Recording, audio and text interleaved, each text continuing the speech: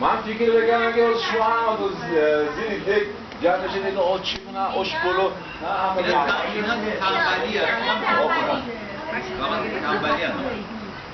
حالا من در حیات نیستم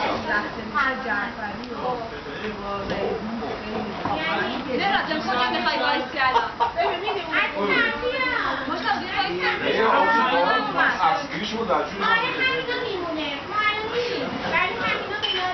کجا میره بشین پلفان نه مشتاق پشت ببین واسه این در قابلمه اینا رو برداریم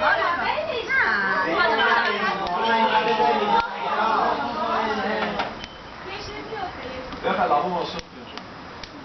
مشتاق یه ذره به جلوتر یک دو یه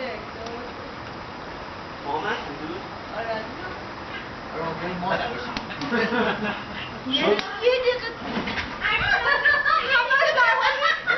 من آخه اکسپروم آخه چه عکس بگیرم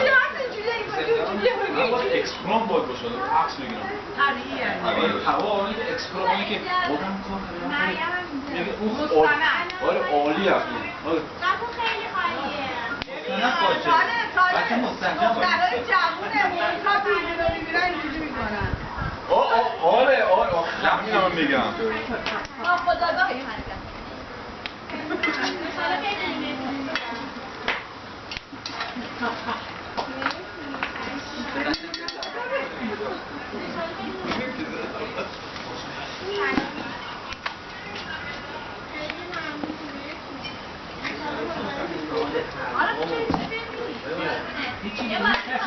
ایده بسیار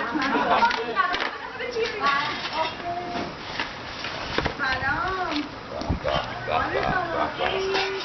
عجب چیزی بشود خیلی جدیه جلوتر خیلی نیایا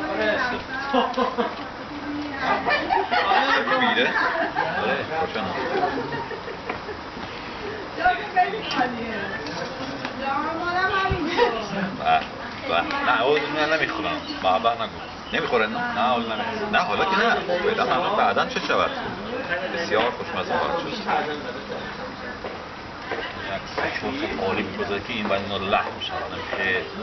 ریش ترش توجه چی میگم بله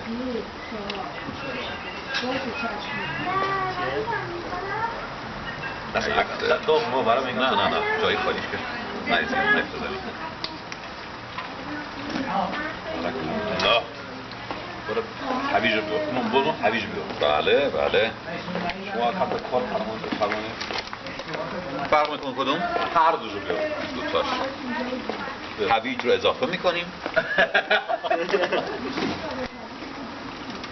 من سرآشپز هستم در خدمت من همچین شاگردی دارم به این جامعه تسلیم میکنم دیگه دوستان بزرگم نمیمونه یه به آشپزخونه نمیخوایم این رو